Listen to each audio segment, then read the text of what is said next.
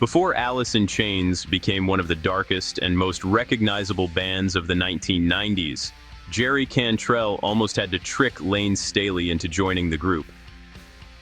Looking back, their meeting feels like the beginning of something inevitable. But at the time, they were just struggling musicians in Seattle's growing underground music scene. Jerry Cantrell first met Layne Staley at a house party in West Seattle in the late 1980s. At the time, neither musician was famous. Seattle itself had not yet become the center of the rock world, and Alice in Chains didn't even exist yet in the form people now remember. But according to Cantrell, the first thing that stood out about Layne wasn't just the voice, it was the personality. Layne could be funny, awkward, intense, shy, and sarcastic, all in the same conversation, and that personality is what eventually made them so different. At the time, Jerry was still trying to build a band and find musicians he could connect with creatively. Layne was fronting a glam-influenced band called Alice in Chains before the darker and heavier version of Alice in Chains formed. The two musicians quickly bonded over music, songwriting, and a shared outsider mentality that didn't fit the rock culture of the late 1980s. And in retrospect, it almost feels like fate, because one random meeting in Seattle would eventually help create one of the most recognizable sounds in rock history. Not long after they met, Jerry started working at the Music Bank with Layne. The Music Bank was a massive 24-hour rehearsal space underneath Seattle's Ballard Bridge, where local bands practiced, worked, and in some cases, basically lived.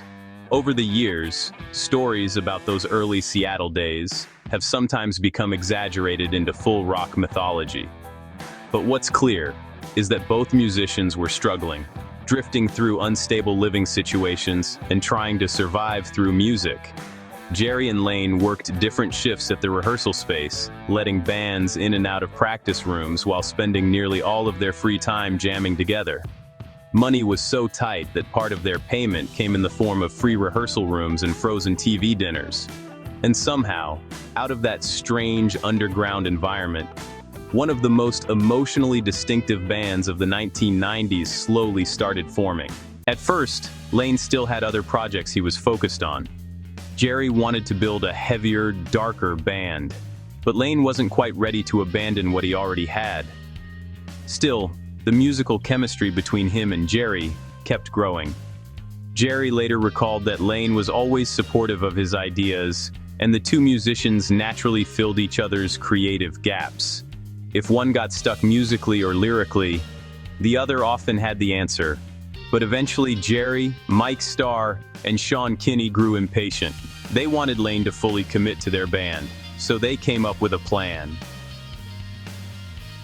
And according to Cantrell, if Layne wouldn't officially join, they would start auditioning other singers right outside his room at the Music Bank. The auditions were terrible. At one point, a singer walked in, looking like a bargain bin David Lee Roth impersonator, complete with spandex and absolutely no ability to sing. Meanwhile, Layne could hear the entire disaster happening through the walls. Finally, after listening to enough terrible auditions, Layne walked in and said, "All right, I'm in." Looking back now, it's easy to treat Alice in Chains like inevitable rock history. But in reality, the band was born out of friendship, struggle, and humor, by a group of guys trying to figure themselves out through their music. Before the fame, before the tragedy, before Alice in Chains became one of the defining bands of the grunge era. Jerry Cantrell and Layne Staley were just two struggling musicians sharing rehearsal rooms underneath a bridge in Seattle. And maybe that's why their story still resonates decades later.